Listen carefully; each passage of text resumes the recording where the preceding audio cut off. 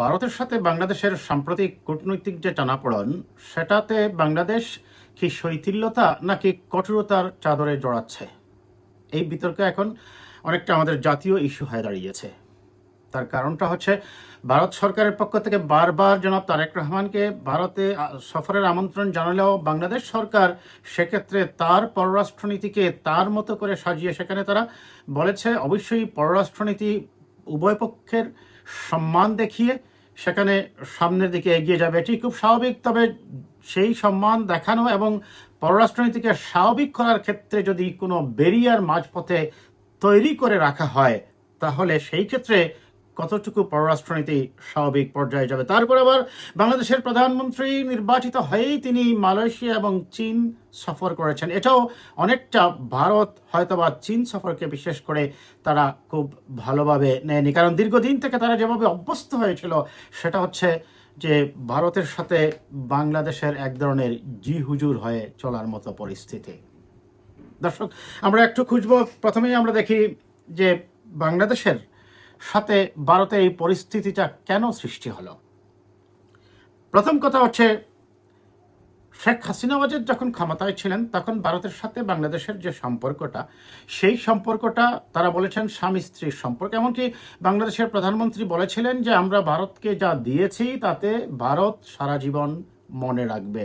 সেই মনে রাখার থেকেই হয়তো বা ভারত তার পররাষ্ট্রনীতির ক্ষেত্রে বাংলাদেশের সাথে তাদের অভ্যাসগত যে পরিবর্তনটা সেটা হয়ে গেছে।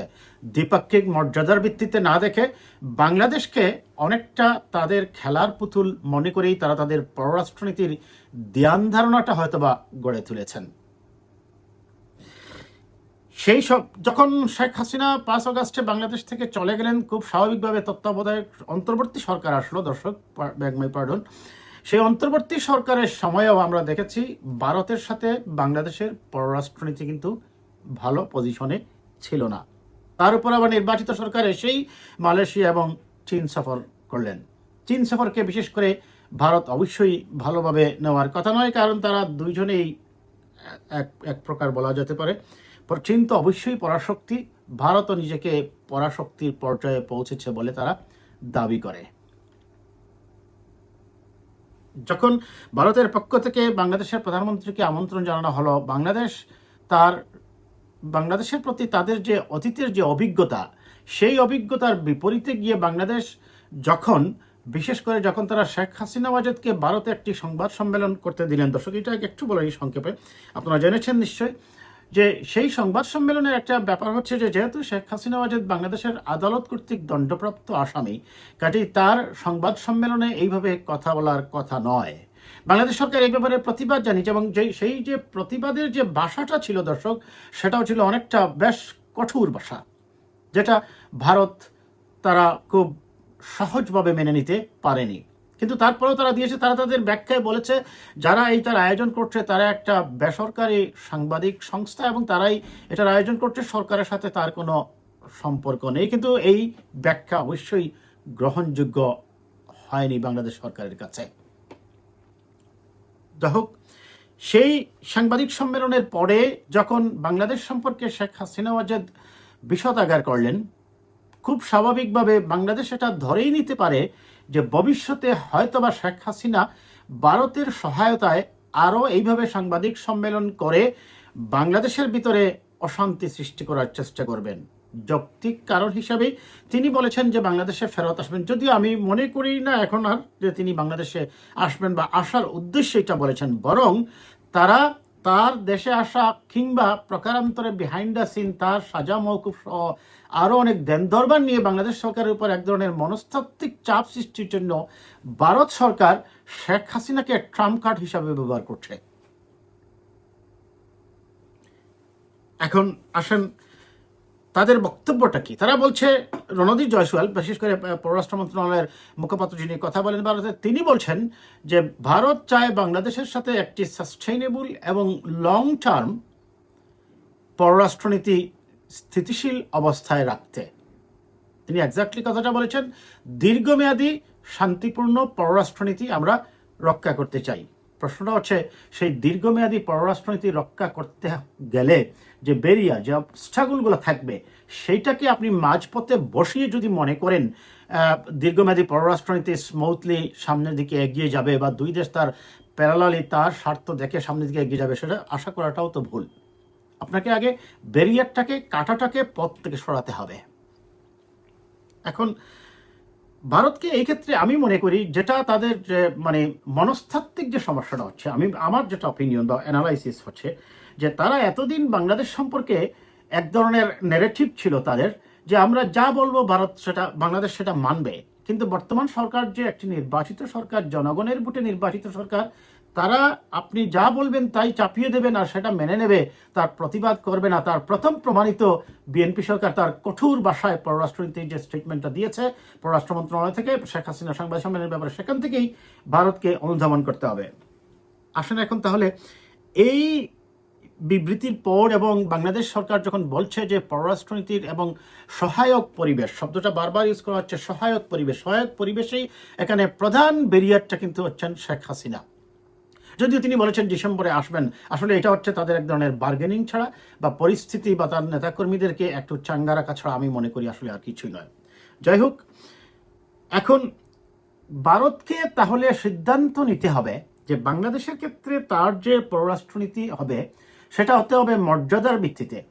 আপনি গত 15 বছর যেভাবে করেছেন এইভাবে যে আর ভবিষ্যতে করতে পারবেন না, প্রথমে ভারতকে মনস্তাত্ত্বিকভাবে এই সিদ্ধান্তে আসতে হবে। দ্বিতীয়ত, বাংলাদেশ তার স্বার্থে, তার পররাষ্ট্রনীতিকে ঢেলে সাজানোর স্বার্থে সে ইউএসএ আপনার চীনের দিকে না ইউএসএর দিকে ঝুঁকবে নাকি ভারতকে জিহুজুর করে বিগত সরকারের মতো চলবে, সেটি সম্পূর্ণই বাংলাদেশের আভ্যন্তরীণ পররাষ্ট্রনীতির বিষয়। বাংলাদেশ তার মতো করে তার স্বার্থকে প্রাধান্য দিয়ে পররাষ্ট্রনীতিকে ঢেলে সাজাবে, এটি হচ্ছে খুব স্বাভাবিক।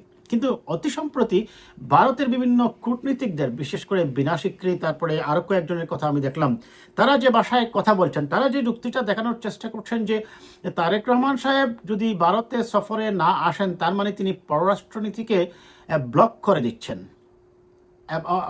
লক করে দিচ্ছেন। এখন প্রশ্নটা হচ্ছে, বাংলাদেশ অবশ্যই যেতে চায়, বারবার বলছেও যেতে চায়, দরকার সহায়ক পরিবেশ। তাহলে সেই সহায়ক পরিবেশটা কোন দিক থেকে ব্লক করা হচ্ছে? ডেফিনেটলি আনসারটা হচ্ছে ভারতের পক্ষ থেকে। কারণ সাজাপ্রাপ্ত আসামিকে আপনি ওই জায়গায় রেখে তাকে ট্রাম্প কার্ড হিসেবে ব্যবহার করে তার মাধ্যমে বাংলাদেশে অশান্তি সৃষ্টি করছেন। বাংলাদেশ বলছে বারবার আপনি তাকে বাংলাদেশের কাছে ফেরত দেন, কারণ তিনি যেহেতু সাজাপ্রাপ্ত আসামি, যেহেতু আমাদের দেশে আদালতে হয়ে গেছে। তারা দেখলাম তারপরে তারা বলছে সেটা তাকে ফেরত দেওয়া হবে কিনা সেটা দিল্লির আদালত বুঝবে। আমরা সেই দালাই লামের উদাহরণটা জানি দর্শক, আমি ওই আলোচনা এখানে যাচ্ছি না, অন্য একটা ভিডিওতে কথা বলবো। সেই দালাই লামার কেসটা আর শেখ হাসিনার কেসটা কিন্তু এক হবে না, আমি ওই ব্যাখ্যা অন্য ভিডিওতে দিব দর্শক। এখন বাংলাদেশকে তাহলে কি করতে হবে?